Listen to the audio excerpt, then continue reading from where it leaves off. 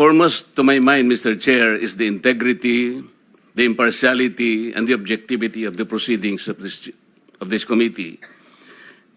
Mr. Chair, you were interviewed on Billionario Channel by Ms. Pinky Webb. Basahin ko po, sabi niya, Senator Ping, para sa inyo, sino ba ang sabihin natin worth it or dapat na ikonsidera na state witness na ipasok man lang dito sa Witness Protection Program?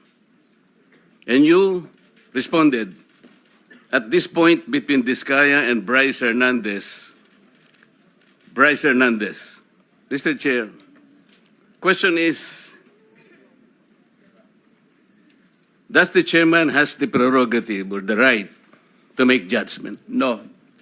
That's my perspective, no? That's my personal opinion outside of the hearing or outside of this hall.